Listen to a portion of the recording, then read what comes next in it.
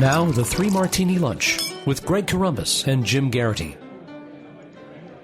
And welcome, everyone, to the Wednesday edition of the Three Martini Lunch, brought to you today by our friends at ZipRecruiter. Right now, our listeners can post jobs on ZipRecruiter for free at ziprecruiter.com/free trial. And we'll have a lot more to say about that a little bit later in the podcast. No good martinis today. We've got crazy, bad, and crazy. Yesterday, all the punditry, all the people who love to make puns on Facebook and Twitter, were having a field day because of reports that are now completely blowing up in their faces, namely by Buzzfeed and CNN, that Donald Trump was presented last Friday by memos from the intelligence community that the Russians had compromising information on him, the most salacious of which was that he found out which suite the Obamas stayed in Moscow, and then he hired prostitutes to do various things in there, namely urinating on the bed. So a lot of urine puns in there. Turns out that there's not a lot of validation to this. Even BuzzFeed, who broke the story, says they haven't been able to verify any of it, but they wanted to publish it so the American people could make up their own minds, because the American people have access to all sorts of highly classified intelligence information. As you report in the Jolt today, Jim, a lot of it's falling apart, namely that Trump confidant and attorney Michael Cohen was never in Prague when allegedly Russians and the Trump campaign were colluding last summer during the campaign. So a lot of people drooling over this story, but the more people look at it, it looks like fake news has struck again. I was not expecting urination to come up this early in the podcast today. We probably should make some distinctions here and give a little bit of credit where it's due. CNN reported about the heads of the intelligence agencies telling Trump about this, i.e. that the Russians think they have dirt on you, and this is the version of it.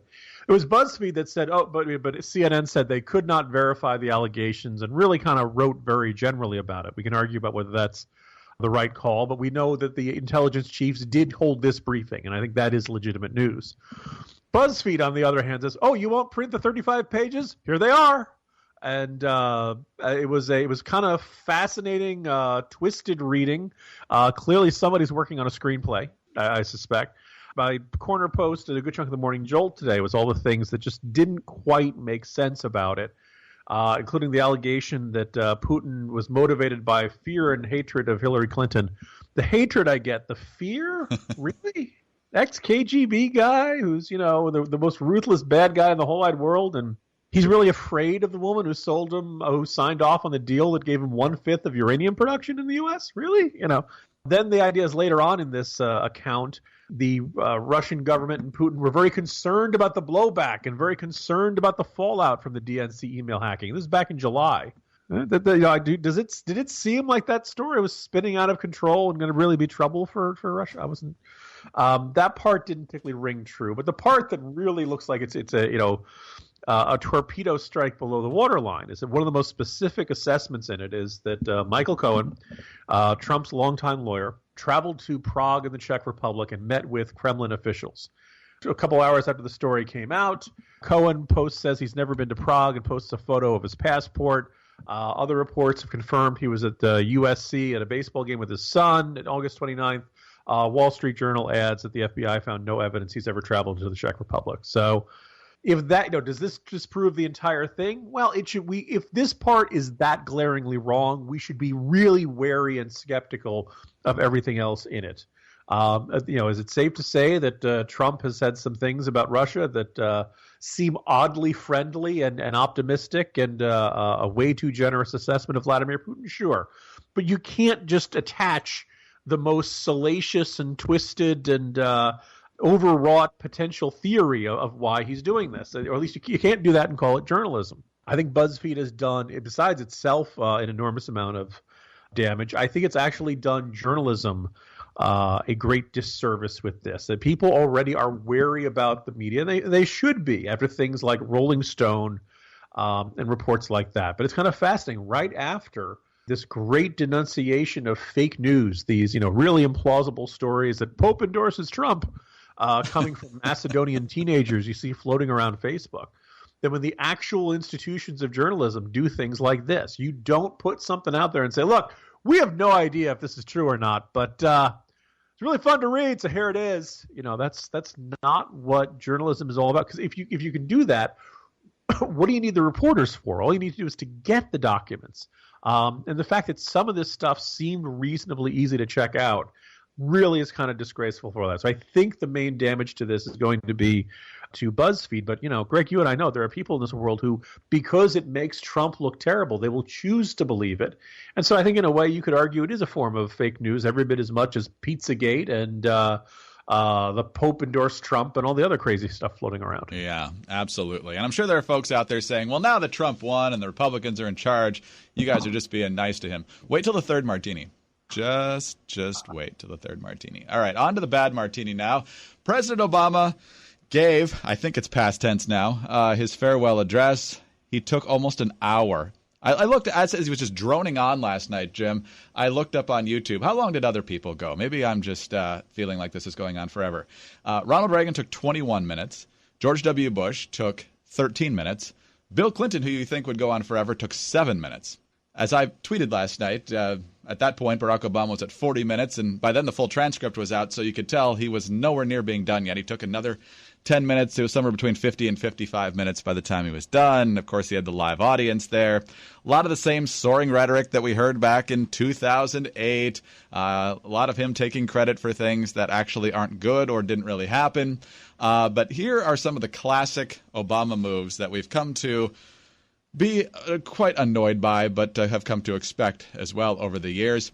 It's mainly Barack Obama trying to say that we really just need to be able to understand one another, and then, of course, proceeding to demean those who disagree with him. So here's one of his come-together lines. Each one of us need to try to heed the advice of a great character in American fiction, Atticus Finch, who said, "You never really understand a person until you consider things from his point of view, until you climb into his skin and walk around in it."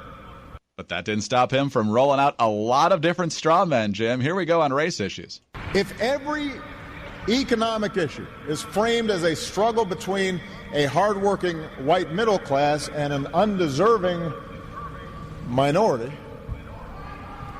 then workers of all shades are going to be left fighting for scraps while the wealthy withdraw further into their private enclaves. And, of course, blurring the lines on immigration. If we're unwilling to invest in the children of immigrants just because they don't look like us, we will diminish the prospects of our own children, because those brown kids will represent a larger and larger share of America's workforce. He later compared illegal immigrants, although he didn't use that term, to Irish and Italians from previous generations. And then, of course, he went on to demean people who don't agree with him on climate change and a whole host of other issues. So, Jim, he's going out as he came in and as he held the presidency for 8 years, a lot about himself and pretending to be above it all when he's pretty petty along the way. Yeah, it was classic Obama, and perhaps an indicator that really who he is actually has not changed very much from the job. I'm sure a lot of people would say, yes, that's wonderful, and I'm not quite so convinced of that. You talked about the length there, Greg, and I'll make one qualified defense of that. He does have a lot to explain, doesn't he? I mean, if you deliver the country to the happy result, to nirvana, to the era of hope and change and land of milk and honey, and the streets are paved with gold. Well, job well done, huh? I'm out of here. Is basically all that you really need to do, and that's the abbreviated version of Reagan's 13-minute address. I believe his closing words were, "Not bad, my friends, not bad." That's not where we are now. The country, you don't elect Donald Trump if the state of the country is strong and doing well and confident about the future.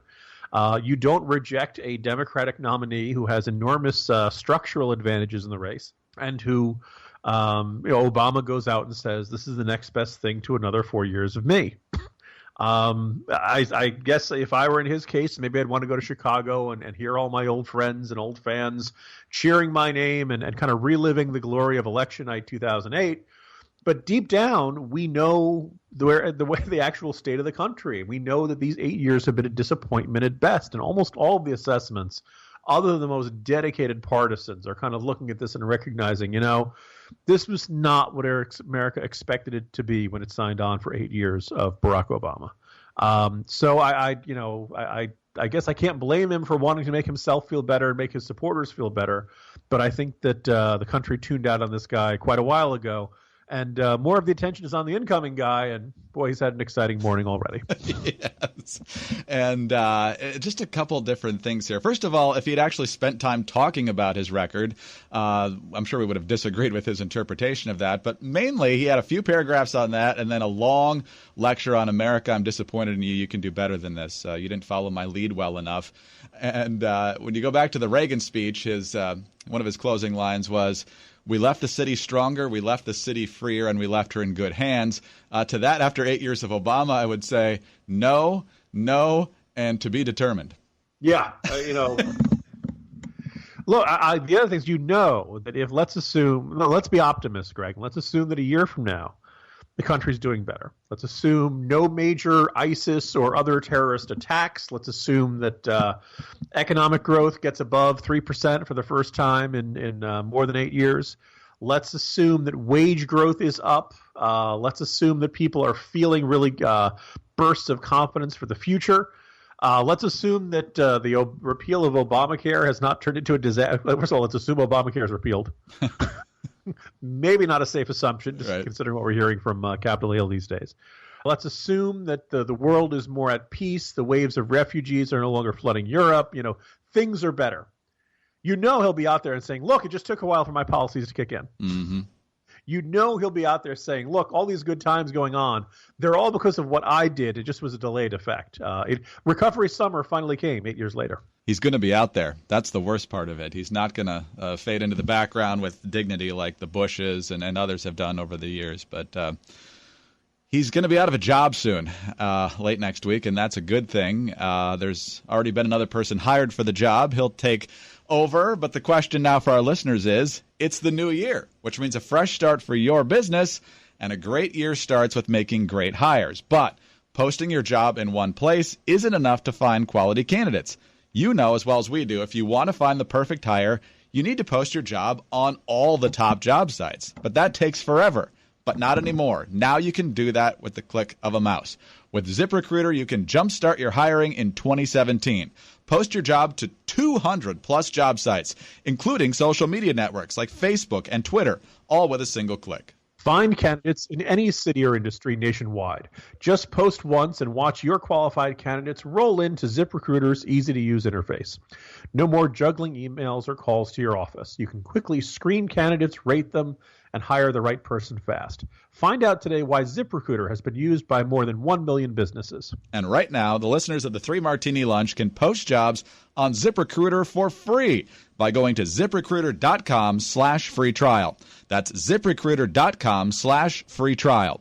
One more time, to try it for free, go to ZipRecruiter.com/free trial. All right, on to our last crazy martini here, Jim. And with Donald Trump now, 9 days before inauguration, there's obviously a lot on his plate. He held his press conference today talking about a number of different issues, mainly the disposition of the Trump organization, but also some issues related to his incoming presidency. A lot of things on his plate. He's got Obamacare, he's got the economy, he's got job creation, he's got ISIS and all sorts of foreign policy challenges. For some reason, he spent time yesterday speaking with Robert F. Kennedy Jr. about autism and vaccines. Here's NBC. A member of the Kennedy political dynasty who favors fringe theories on vaccinations over mainstream medical practices says he would lead a new vaccination safety commission under Donald Trump. Robert F. Kennedy Jr. meeting with the president-elect today, even as a spokesperson for Trump, tells NBC News he's exploring the possibility of forming a committee on autism, but adds no decisions have been made at this time. President-elect Trump has some doubts about the current vaccine policies, and he has questions about it. He says his opinion doesn't matter, but the science does matter. That science already settled, with every major medical association in agreement. Doctors debunking a study that years ago falsely claimed a link between vaccines and autism. Jim, this issue has come up before. It came up during the campaign. Trump's basic position is one that's not all that different from Rand Paul, actually. He says he's pro-vaccine. He's just not sure that the vaccine should be given out in such big doses to such small children. They should be able to be spread out with smaller doses at various times or whatever. The problems here, of course, are that, A, he's spending time talking to Robert F. Kennedy Jr., 2, he's spending time talking about this issue, and 3, he's giving credibility, I guess, to a lot of people who have far crazier ideas about vaccines than even he does. Yeah, we should point out, Greg, that as usual, the statement that comes out from the professional communications team at Trump Tower is a little more nuanced, not necessarily agreeing with Kennedy's direct statement. They said, look, this is one of many topics he's interested in. We're thinking about establishing a commission to study the issue of autism, and I think very few people would disagree with that. Nothing has been decided about who's going to be on it or who's going to be in charge of it. So it's quite possible that Kennedy walks away from the conversation with an impression that it's not fully accurate, or maybe Trump is making promises to everybody who comes in through his office. I did hear a little while back that Barry Switzer, the former college football coach, went to Trump Tower, walked past the media scrum, waved to everybody, went upstairs, didn't go all the way up to the office of Trump. He went up one floor and visited the Starbucks, drank his coffee for 15 minutes, came down and told the assembled media that he had a very good meeting with Mr. Trump, that he's very interested in being the position of Secretary of Offense, not Defense, because defense had been filled, and it was a very productive conversation and more news to come. And quite a few agencies reported this is true. There is no Secretary of Offense position. If you and I were in New York, Greg, you and I would know we would be walking through there and creating some sort of seal. I'm heading up the weed agency. Yeah. But so, look, it's entirely – but here's the thing. In general, Robert Kennedy Jr. is cuckoo for Cocoa Puffs. Yes. And if he were – there was interesting debate yesterday on Twitter about whether he gets a pass for advocating policies that will kill children.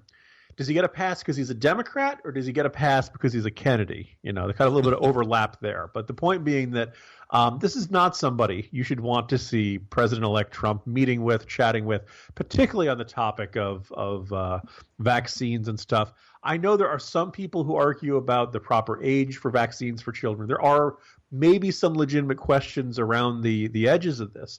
But, Kennedy is one of those guys who believes the medical community wants to give your kids autism and all kinds of creepy, cuckoo stuff for that. So I got to tell you, Greg, it's easily, meeting with Robert Kennedy and kind of, coming across as vaxxer has got to be the craziest thing Trump's done since yesterday.